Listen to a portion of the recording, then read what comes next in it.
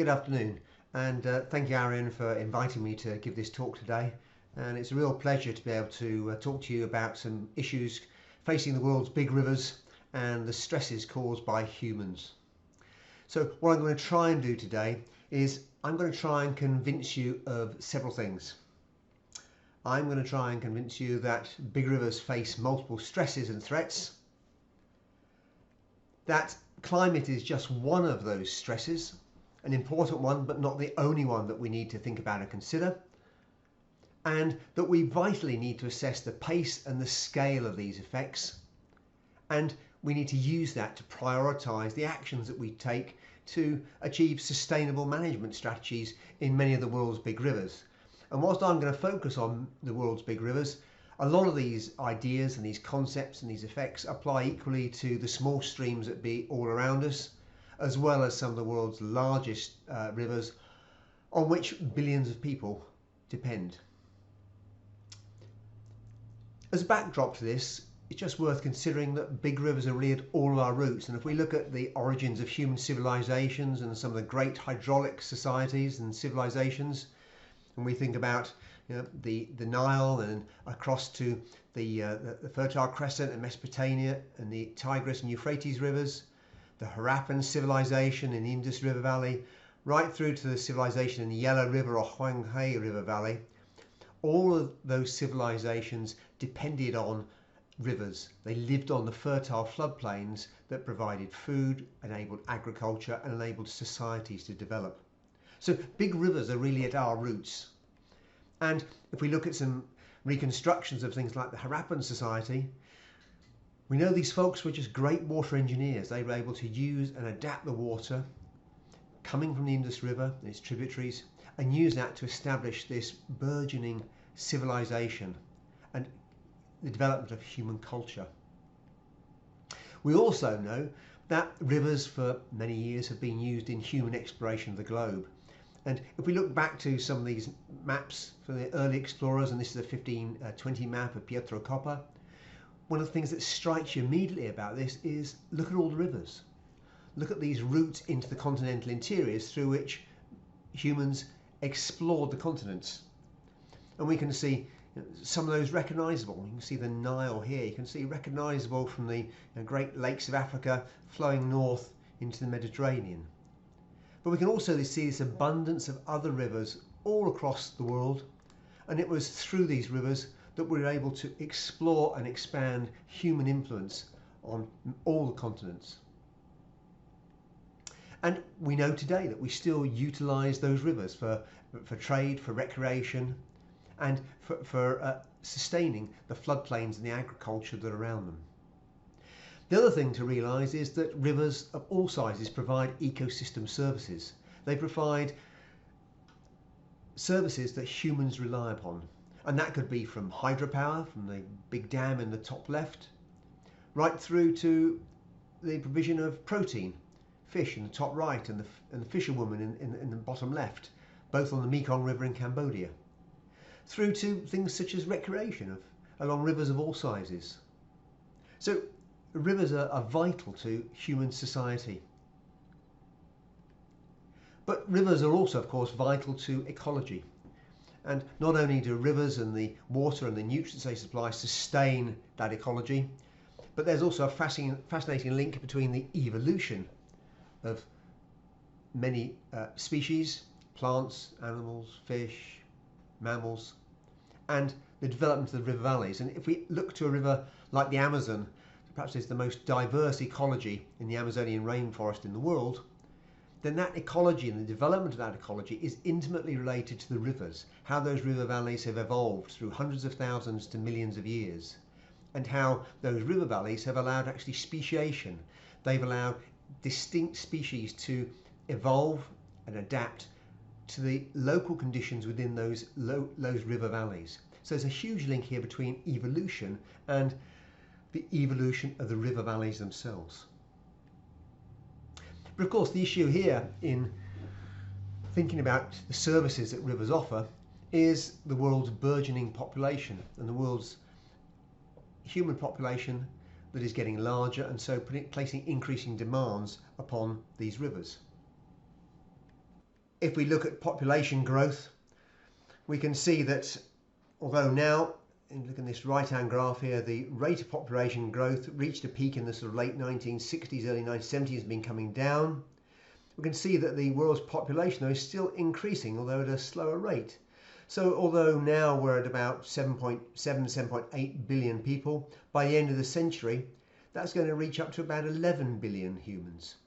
And so the demands that those humans place upon the riverine ecosystem services is going to increase. And so that's where these stresses are arising that are influencing the world's large and small rivers.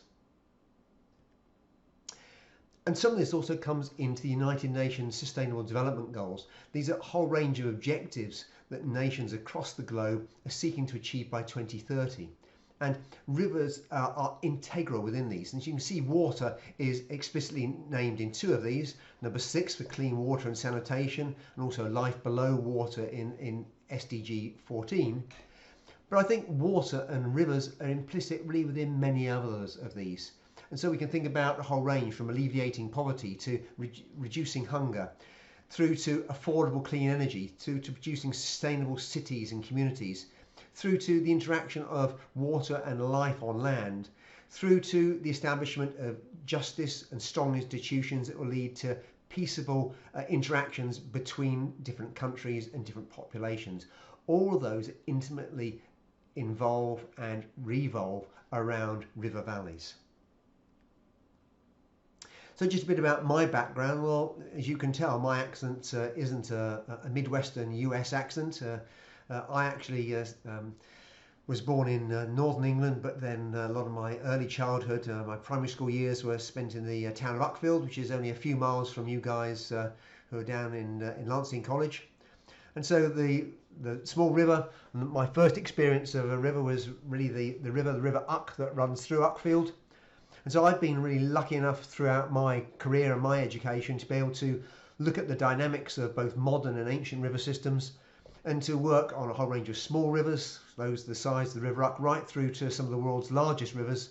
Our ongoing work at the moment actually on the Amazon River, the world's largest river, which is shown on the right-hand side of this image. So what I'm going to do today is look at some of the stresses, the human stresses on the world's rivers, things such as climate change and flooding, large-scale damming, pollution, the withdrawal and transfer of water, non-native species, fragmentation of the river networks, sediment mining and dredging, and also governance. And I'm going to come back to governance several times. How do we govern and link local through to regional through to national scales within river basins? And what I'm going to do today is touch on most of these. I'm not going to have time to go through these in detail. I'm going to try and work through them in order as I've got them on the screen now. And what we'll try and do is look at some of the causes and some of the effects of these. And what we'll do critically at the end is to look at the pace of change that are posed by each of these different types of human-induced stress. So let's start off with climate change and flooding. I should have really also put climate change, flooding and drought, because the effects of a warming climate are going to be felt differentially across the globe. And to start this off, let me just look at and show you a map that was a product of a study published a few years ago. And what this study sought to do is it sought to look at a whole range of models that are predicting how precipitation is going to change across the globe and how that's going to affect the magnitude of the estimated 100-year flood. So we often think about looking at floods of different size, the flood that's going to occur every 100 years and its size. What's the magnitude of that 100-year flood going to be in 2050? And so this study looked at a whole range of 21 climate models, and it looked at those that were going to produce different changes in the scale, the size of that 100-year flood. Those that are going to decrease in magnitude are shown in red. Those are going to increase in magnitude are shown in blue. And you can see the legend there at the bottom part of the diagram. So we can see some river basins, such as those across here, the western part of the Mississippi River Basin. Here's the Volga, some here through the Ob River Basin, the Danube, the Rhine, some down into the Tigris, Euphrates. All of those are predicted by majority of the models to going to be show a decrease in the size, magnitude of the 100-year flood. But there are a whole range of other basins here that you can see are coloured blue, through from some of the great Arctic, Russian Arctic rivers, where permafrost melting is going to become really important, the Lena and the Yenisei, through to a whole swath of very large rivers across Southeast Asia, from the Indus through to the Ganges, Brahmaputra, the Mekong, the Yangtze and the Yellow, through to Congo River, the world's second largest river in Central Africa. So there's a differential effect of global climate change and global warming that's going to be felt across the world's large rivers that, of course, are going to change the threat posed by flooding and drought across these river basins. Now, it's also worth highlighting here that there are some river basins, and particularly I'm going to highlight the Nile because we'll come back to this several times, where the models really don't produce very consistent results at all at the moment, and there's a lot of work being going on now to refine these models. So that, for instance, if we're looking at the lower Nile basin, and we'll come back to look at this later when we look at governance, the models really don't show any consistent trend here at the moment. So that makes predicting what's going to happen and feeding this into governance and management solutions really very difficult at the moment. So climate change is one, but it's only one stressor of many. And let's begin to look at some of the other stressors. Large-scale damming is present really across nearly all continents. And let me show you an animation at first showing the construction of dams globally. You can see up here in the top left the year. These are dams larger than about 0.1 cubic kilometers in capacity. And you begin to see a yellow dot, and they turn to red as the years go on, as dams are built across the globe. And you can see as we get to the Industrial Revolution, late 1800s, early 1900s, you can see those spread both in East Europe and across into the States. And what we'll also begin to see as we move through this period of time is increasing number of dams both on the Indian subcontinent, down here in southern Africa, and some across in Brazil. So you can see now as we're going through into 1950s, and now as we move through into 60s and 70s, look at the number of dams now that come up in Southeast Asia and China, and then continue across in the US. So dams of this size here, there are over 6,000 dams. If we look at all dams, we'd be into many tens of thousands of dams that have changed hugely the hydrology, the water flow within river basins, large and small, across the globe. Now, of course, those dams being built for irrigation, being built for hydropower, have had many very positive effects. The generation of hydropower being seen very often as a greener type of power than fossil fuels and burning oil and coal. And also, that electricity has allowed both increases in human health, as well as development of economies and urban areas. But of course, as well as those positive effects, the damming, especially large-scale hydro damming, which has taken on a renewed surge in the last 20 years, can have negative effects. And these are summarised here on this image. So the top two Landsat images here on the right show the Xingu River, which is one of the main tributaries coming down into the Amazon, and the construction of the Belo Monte Dam in the last few decades. So you can see the dam was built here, a canal was built across from the Xingu River, across to then create this reservoir here that now generates appreciable hydropower. You can see how that has altered the nature of the river, the Xingu River, across this huge bend. And in the left-hand side are some of the effects of these large-scale dams that feed from the Andean rivers. So we can see upstream of the dam and in the reservoir, we've got increased siltation as sediment accumulates in the river. That can actually increase some of the fish yield within the reservoir, but it can also do things like cause mercury contamination, which is due to creation of oxygen poor or anoxic conditions down in the bottom waters that can then cause mercury to be liberated from the rocks and the soils that are there. Some studies have also indicated the amount of greenhouse gas emissions due to rotting vegetation in these tropical reservoirs is actually greater than the amount of greenhouse gas emissions that we would generate through generating electricity through burning fossil fuels, which is a staggering thing to think about.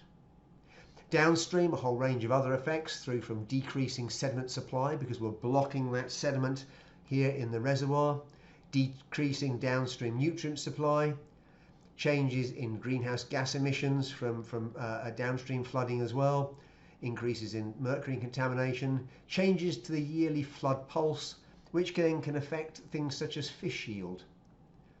So a whole range of negative effects concerned and connected with large-scale hydropower damming, as well as the benefits that are generated by controlling water for irrigation, for electricity generation, as well as for other things such as recreation.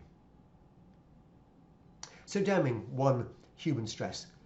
Another stress is that produced by pollution of all different sources, both commercial, industrial, residential.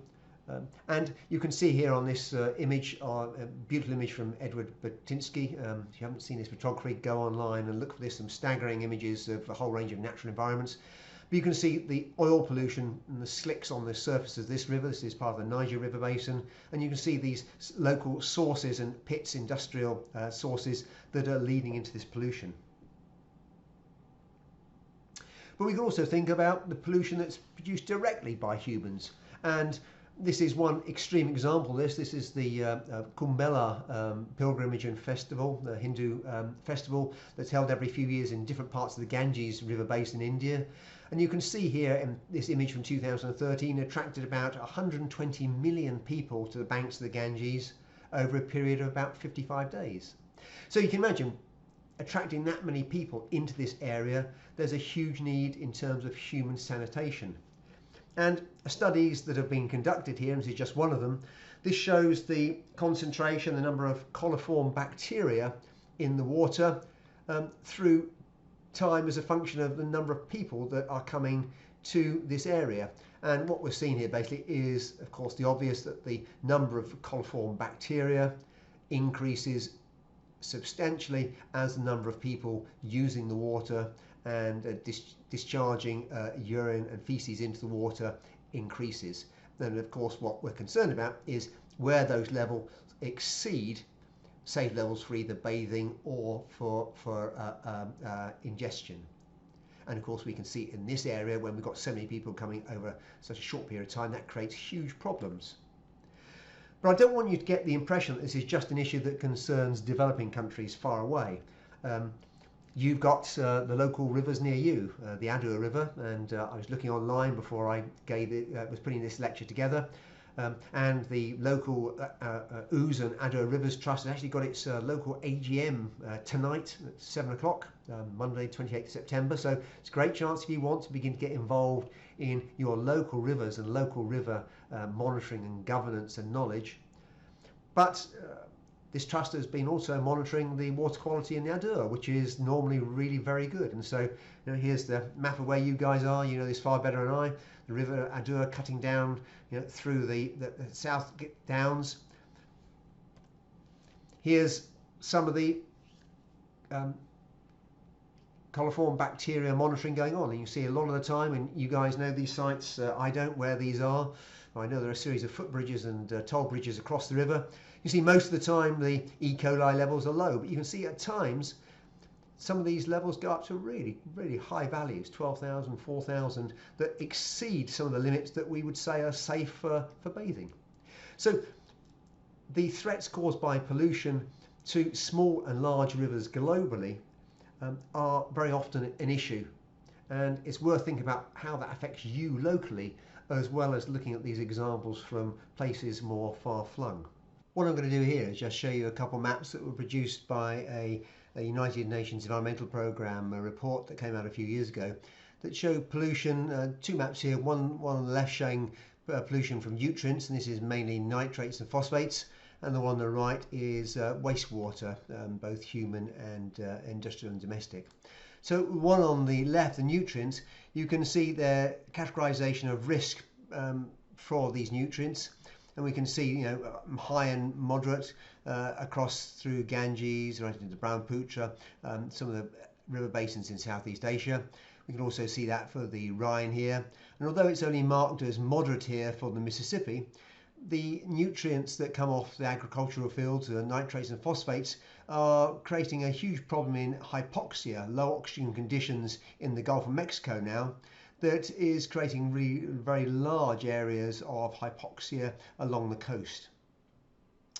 In terms of wastewater, you can see here again in some of the risk categories from very high and high. This report really summarises across a whole range of rivers from the Amazon through to the Paraná in South America, through to Zambezi, the Congo and the Nile in Africa, and then across a whole range of Southeast Asian rivers, as well as some of the rivers in Russia, the Amur and the Yenisei, potentially at high and very high risk from wastewater. And I say that's a whole range of both domestic and industrial sources. If we move on a little, two sources of pollution that this report really didn't summarise on. These are really new pollutants that have gained a lot of attention in the last few years. One is plastics, both macro and microplastics. But these are creating huge issues in terms of pollution in the oceans. But of course, those plastics have to get into the oceans, and they get into the oceans through their pathways through the world's small and large rivers. The map on the left here shows a study that attempted to identify the inputs from rivers through to the oceans across the globe. And you can see there are several very large sources of input, and several of these largest ones are around Southeast Asia, in particular the Yangtze River, and also into the Indus and the Ganges. And what this enables us to do is to look at some of the sources, major sources of plastics, and importantly begin to look at the magnitude. And the good news here is that perhaps 75 to 80% of the world's plastics are discharged by relatively few large rivers, maybe 4 or 5 large rivers. And so there's a potential there, if we can identify these, of actually putting in place policy to actually reduce the input of plastics into the world's oceans and decrease the amount of pollution in the world's rivers. And of course, the microplastics of a millimetric and smaller in size become harder and harder to take out in any sanitation system. So plastics is one issue of pollution that has gained a lot of attention in the last few years. Another issue of great importance is that of antibiotic pollution in the world's rivers. And this comes from both agricultural sources and also human sources. So the next time you have some antibiotics that you've been prescribed and you don't finish the course for some reason, don't flush them down the toilet. It's increasingly hard for the sanitation facilities and sewage facilities to take out these antibiotics. In fact, very often they don't take out the antibiotics. What that means is that the antibiotics get into the water systems.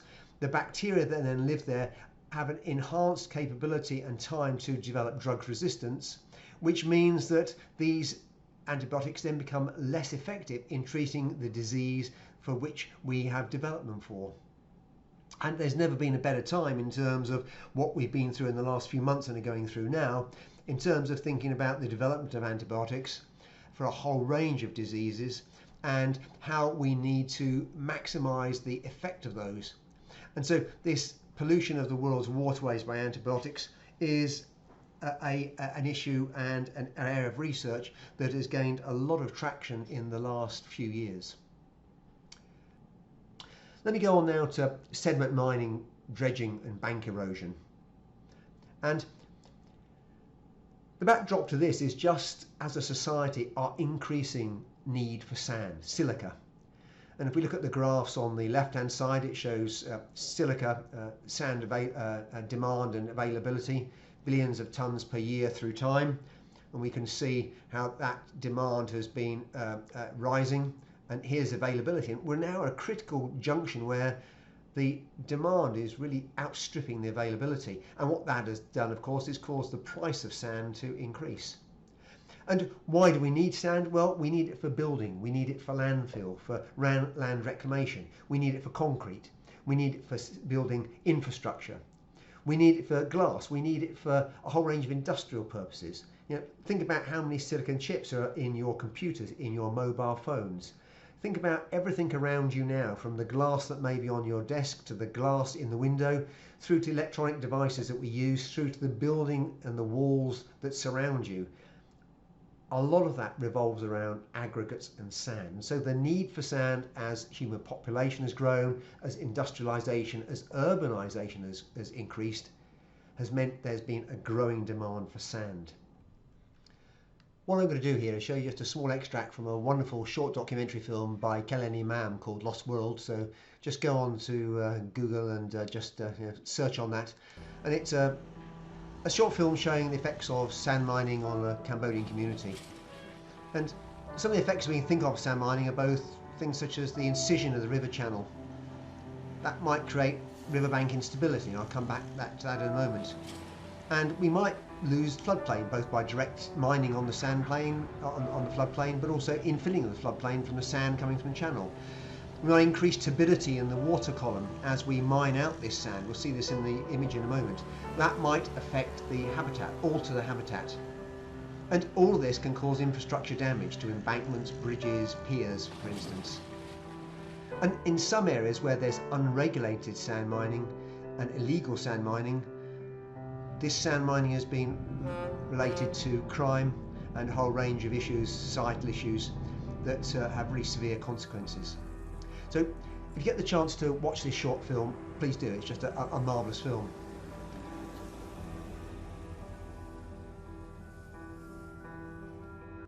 The extent of sand mining in some countries and some rivers may be so large that ecosystem recovery might actually be unlikely. In the short term certainly, and maybe even permanently. And what I'm going to do is just show you a Landsat animation. This is from a small river in northern Bangladesh, and you can see we're going through time here, started 2004. You can see the river channel here at low flow. Here's the sand. You can begin to see the sand beginning to be mined out in small pits. You can see until we get through 2017, you can see the whole of the river channel has really been mined out. Let's look at that again. Here you can see 2004, the beginnings of sand mining. This is a fairly local, small-scale, artisanal scale, but you can see that it gets so extensive that we're mining out all of the sandbars, all of the river channel, until here we essentially changed the ecosystem completely. This is at the same river stage, the same flow stage, but essentially the whole of the riverbed has changed. What I'm going to do now is just highlight the Mekong River as a case example of the magnitude of the issues that sand mining poses, and I'm going to also use that to highlight some of the technology that we can use to monitor modern rivers. I've been lucky enough over the last few years to work with a team out in Cambodia, and it's a range of researchers from the University of Southampton, Hull, Exeter in the UK, and also our collaborators out in Cambodia. We've been working on the Mekong River. So the Mekong River is a transboundary river. It runs across different national boundaries. Originates in China and then flows out across Myanmar, parts of Myanmar, Laos, Thailand, Cambodia, and then exits into the ocean through the Mekong River Delta in Vietnam.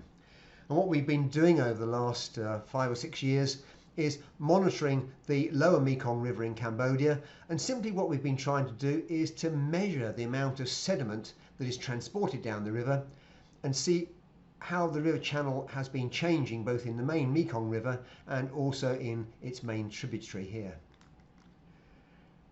Measuring that sediment input in the lower Mekong River, it sounds an easy thing, but it's actually really difficult to do because the Mekong can be several kilometres wide, it can be many tens of metres deep, and it can flow very swiftly at high flow stage. But what we've been doing is using a range of new technologies to approach this problem. And although I've given a lot of quite alarming facts and views about big rivers in this talk so far, one thing to stress is just the range of new techniques that are now available and being developed in the last 10 or 20 years are revolutionising how we can study rivers and the knowledge and we can gain and understanding. And we've been using, in particular, 2 developments in technology to help our study. And again, we wouldn't have dreamt that these measurements were possible 20 years ago, and now they're really becoming routine. So we've been using a multi-beam echo sounder. You all probably know what a single beam echo sounder is. We sound a single beam of acoustic beam down through the water to measure the water depth by the reflection of that beam from the bottom. Well, instead of using one beam, we use 256 or 512, and sometimes even 1024 beams in a fan, a swath under the boat. So you can see in this animation here at the bottom right how as the boat moves over the riverbed, It's basically mapping the riverbed, and we're using this with technology that also enables us to measure the very slight movements of the boat, and we're also using this with very accurate global positioning systems. And in doing that, what we can do is map with millimetric accuracy the shape, the morphology of the bottom of the riverbed. And this animation here at the top right is part of the bottom of the Mekong River at time periods of 0, 7.5 and 18.5 hours. And what we're doing here is monitoring how sand dunes are moving along the riverbed. So that the coarser sand that moves along the bottom of the river as bedload sediment moves through these sand dunes. And so if we can monitor how big these sand dunes are, how quickly they're moving, we can estimate the amount of sediment that they're transporting. The other device that we've been using is this one here, an acoustic Doppler current profiler. So here we're sitting on our boat on the river, but we're sending 4 beams of sound down through the water column. And what we're doing is we're using the change in frequency of that sound as it hits particles in the flow and gets reflected back to our sensor to tell us about the velocity. In fact, we're calibrating the Doppler shift in frequency of the acoustics against that tells us about the flow velocity. What we're also doing is calibrating the amount of energy, the backscatter intensity of the sound coming back to tell us something about what's in the water column, which in this case is really suspended sediment. So what we're doing is using these 2 instruments to tell us about the amount of sand being transported both along the bed of the river and within the water column in the river flow itself. And what we've been doing is using those 2 to estimate sediment transport. So we've established relationships between the amount of sediment carried in the water column and the power of the stream, and also the amount of sediment transport that's occurring along the bed of the river as well as in suspension. And if we take all that together, we can use those relationships to then use past records of river discharge to estimate how much the Mekong has transported over a period of 40 to 50 years. And if we do that, we average that out, we see that the Mekong is transporting about 0.18 million tonnes a year along the bottom of the river as bed load, and about just over 6 million tonnes a year as suspended load. So what this means is that each year the Mekong on average is transporting to between 6 and 6.5 million tonnes of sediment as sand through the river. So that's the supply side. Now let's think about the extraction side, and extraction in terms of industrial, commercial scale dredging, such as these sand dredgers here, and also small, more artisanal sand miners.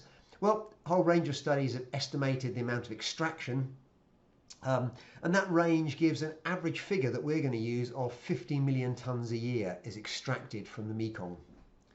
So combining those 2, what it's telling us is that we're extracting 8 times more sediment each year than the river is supplying. It's a staggering figure, and it's one that it's very easy to quickly appreciate is unsustainable. We can't take out 8 times more sediment than is being supplied by the river itself. The morphological effect of that extraction, well, we can see it in some of these multi-beam maps. So here is the Mekong River near Phnom Penh. So this is one of these maps. So red and orange is high, blue is low. Here are the sand dunes on the river. Moving downstream. These irregular pits here are the pits that have been created by the sand dredgers. You can see here a zoom in, this one's up to 8 meters deep, tens of meters long. They can reach up to maybe 16, 17 meters deep and go several hundred meters long. And if these pits are near the riverbank, what they can do is cause the riverbank to become unstable. And we only have to look at these riverbanks to see that on the riverbanks, and it's just beautifully shown by this terrestrial laser scanning animation produced by my colleague at Southampton, Jules Leyland. You see this wonderful image showing life and humans are on the riverbanks, houses, boats, agriculture. So if these riverbanks become unstable because the sand mining is creating an instability, that bank erosion can affect infrastructure. And what we estimate is that maybe over half the banks can become unstable at a 6-meter bed lowering due to sand mining. Vegetated banks tend to be more stable because they're actually lower angle. The other effect is that we're starving the Mekong Delta of sand. We're doing that anyway by upstream damming. We're also doing it potentially by changing climate, which is lessening some of the river flows in this part of the Mekong. And the Mekong Delta is also suffering from rising sea levels, and it's also suffering from subsidence due to abstraction of groundwater. So all of those things mean that the channels within the Mekong River Delta are changing. What it means is that saline water now is more easily able to penetrate up through the Mekong River channels in the delta, and that saline water is meaning that it's getting harder to grow rice. In fact, rice agriculture is being replaced in many places by shrimp agriculture. So the type of agriculture and the agricultural yield is changing. And it's changing because the sediment limitation is meaning that the delta is unable to keep pace with both the rate of human-induced subsidence as well as climatically driven sea level rise. A few years ago, we wrote a paper that was published last year which tried to establish an agenda for global use of sand. And it gave it the acronym SANDGEM. And the sand part of it is concerned with identifying sustainable sources of sand. Those sources where replenishment is greater than or equal to the amount that we take out. Alternatives to use for sand, both for either construction and concrete, or for some of our more high-tech purposes. What else can we use in terms of other materials that may replace sand? How can we reuse sand incorporated products? So concrete, how can we reuse concrete for different purposes rather than making fresh concrete? How can we use smart new design to mean that we're relying less upon sand and silica? So all of these four, alternatives and sustainable sources, novel reuse and design, there's some fantastic progress and new technology that are beginning to enable progress in this field. But of course, in the sand side, we've also got to have the other three at the bottom, the GEM, which is governance, putting in place regulations and structures so that we can regulate sand extraction and make it sustainable. Education from an individual to a local, to a regional, to a national and international scale as to the problems that are posed by sand mining. And monitoring, enabling us to say, where is sand mining taking place? What's the pace at which it's taking place? And how can we use that to feed back into education and governance so that we can identify what's sustainable? Now again, technology is coming to our aid here, and especially monitoring environmental change from space. And we've been able to use Landsat that began in the mid-1970s to look at land use change and environmental change over the last 30-40 years superbly in the last decade. What we're also doing now is developing new sensors and new satellites that will make our progress even greater and even faster. So we're able to monitor the Earth's environment, surface environment, far better from space. And there are a whole range of new satellites being launched. There's one going to be launched in 2022, the SWAP mission, that's going to aim to monitor the flow in the world's water bodies. These are water bodies that are going to be greater than 100 meters in size. So this is going to include the world's medium and large size rivers. So we're going to be able to monitor and quantify the water flow going down through these rivers. And what that means is that in countries where or in places where it's been either very hard to monitor river flow because of logistic difficulties, they might be very remote rivers, or where political considerations mean it's been too sensitive to do that, we will be able to remotely monitor the flow in the world's great rivers. And as well as that, a whole range of smaller satellites, these sort of so-called CubeSats and slightly larger ones, the small sats, are enabling us to monitor different parameters on the Earth's surface far more regularly. So a whole range of these CubeSats and small sats have been launched, both individually but also in numerous constellations. So some of these have got constellations of CubeSats that are in geostationary positions that mean that we get snapshots of the Earth's surface for most latitudes once a day or several times a week. So it's enabling us to look at much more detailed, rapid changes at a resolution of several meters through to sub-meter. So Why is that important? Well, it enables us to begin to look at things like the footprints of sand mining. So what we've been able to do is to begin to use this imagery to look at the shape and size of sand mining areas. So we can begin to look at this sort of area and then look at where sand mining is occurring and estimate the area of sand mining that's occurred. Here's an image from the Brahmaputra River in Bangladesh where sand mining is just beginning to occur, and we can begin to identify places where sand mining is just being enabled and then potentially identify whether that is legal or illegal. That's above water, but we can also think about monitoring the dredge boats so that we can look at a river like the Mekong here again, where we see here the sand dredgers, and you can see behind the sand dredgers these plumes of sediment that are moving downstream. And so we can use this imagery to look at where sand mining is going on in terms of dredging, and we can even look at the size and number of boats to potentially estimate the volume of sand that's being extracted. This all enables us better to perhaps regulate and govern sand mining. And the last issue I want to touch on is governance. And I've used the word several times but not defined it. And what we really mean here is the collaboration of civil society groups, and that can be from the individual through to local groups, through to regional groups, and government agencies, again on a local, a regional and a national and international scale. And it's worth stressing really that governance is perhaps one of the trickiest issues in terms of how we are managing river basins. And people have called it a wicked problem in it is so difficult. And governance in itself can create conflict, which again can create other stresses that may influence the river basin. So it's also important to realise that to be effective, governance has to be effective and implemented through that range of scales, through from the local and individual right through to the regional and national. So what I'm going to highlight is the Nile Basin, and last year was the year of the Nile.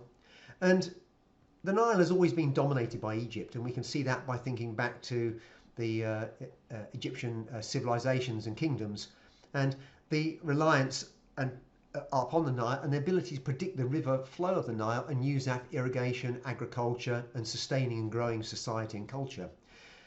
Egypt has dominated the Nile for many, many hundreds and thousands of years. But that's changing now, and that's changing due to the construction by Ethiopia of its grand Ethiopian Renaissance Dam just upstream of its border. And this is affecting the flow of the water, or will affect the flow of the water through the Blue Nile that feeds down and then joins the White Nile at Khartoum in Sudan and then moves down into Egypt. So this means that Egypt will no longer be able to have total control on the flow of the Nile and will be reliant upon upstream countries for regulation of river flow, of course, which makes Egypt really nervous. And so there have been a whole series of talks over a number of years trying to establish a governance framework for this, and potentially raising the spectre of both conflict, but also potentially raising the potential for collaboration between the nations.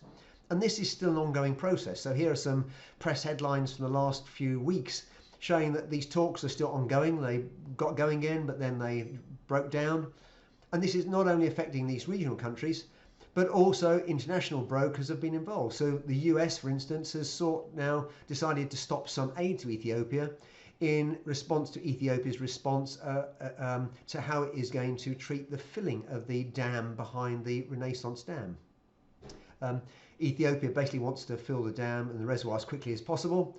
Egypt doesn't want that because it feels that it will have a detrimental effect on downstream flow, both for the High Aswan Dam, but also its irrigation affects the Lower Nile hugely. So these issues of the Grand Ethiopian Renaissance Dam, they're going to be really important in this region in the next few months and years. And this is going to change the power structure within this part of the world. Governance is crucial. And governance means international, it means national, but as I said before, it means local. And here's a shot from a small stream in upstate New York, where this scheme was put in place to enable people using the river, walking along the river, to make observations, to fill in questionnaires, to help gain data, to use citizen science to help inform monitoring and governance. And there's never been a better time with the advent of new monitoring, new technologies, cheaper technologies. The technology exists and sits in our hands with our mobile phones nowadays for locals and societies and individuals to get involved in governance. And you know that you have those many societies in the UK. We highlighted one in the local Shoreham area recently in previous slides. It's worth stressing that now is the time for individuals, for us to be involved in governance that can help shape monitoring and decision making within small and large rivers worldwide. Let's finally finish by looking at the pace of change. We looked at a whole range of stressors, from climate change through to the construction of large dams, through from pollution through to non-native species. We've looked at a range of stressors that maybe potentially even involve governance and water transfers, but they all are acting on different time scales. And here's a simple graph that's trying to show the importance of why we need to look at the pace of change. So this one here shows stress or resilience on the y-axis. Along the bottom axis it's time. And what this dashed line here is showing is a resilience threshold. And that's a resilience threshold that exists, and if we exceed that, we're going to get ecosystem change.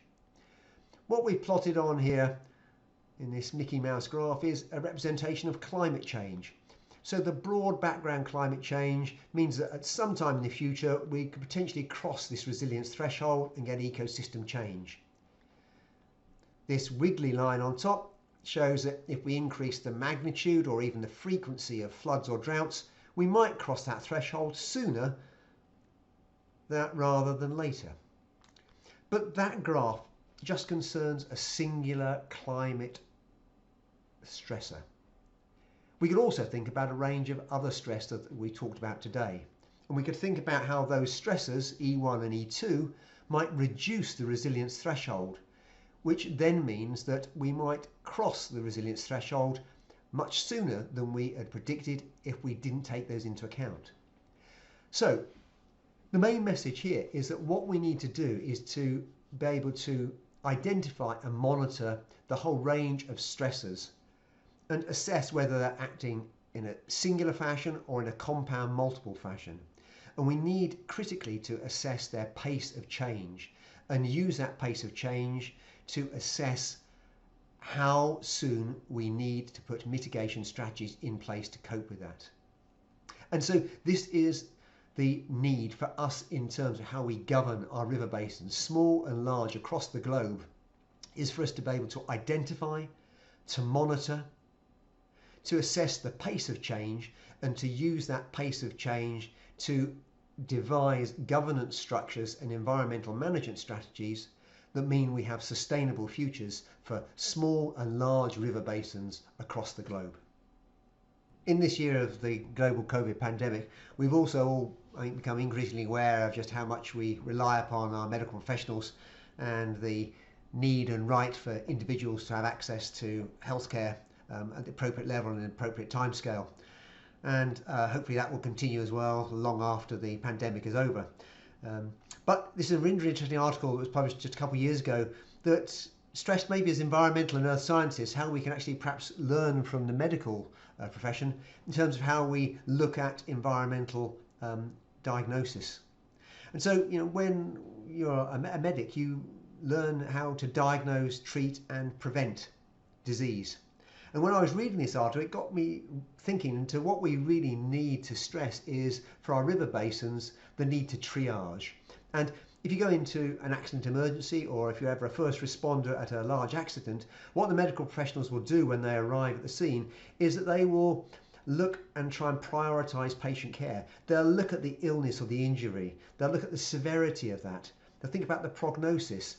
They'll think about what the resources are available in order to treat that. And what they'll do is they'll triage, and that will mean establishing priorities for the treatment of some patients and leaving other patients who are less severely in threat till later. And so what this really brings to the fore in terms of rivers is what we need to do is to identify the stresses that rivers are under. We need to monitor those stresses, and we need to think about the effects and the pace of change.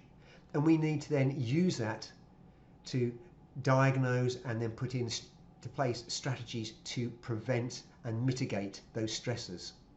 And so what we need to do is to, of course, appreciate that climate change itself is a vital stressor that is going to affect rivers worldwide, but we need to appreciate that climate change isn't the only stressor. And what we need to do is think about whether stressors are singular or multiple. We need to look at their time scale of change. And as we said before, we then need to triage those in order to derive and arrive at sustainable strategies for our small and large river basins. Many thanks for listening today, and I'd be more than happy to answer any questions now, or if any of you prefer to ask any questions either by email or on social media, I'd be more than happy to answer any queries or questions you might have about the material that we covered today.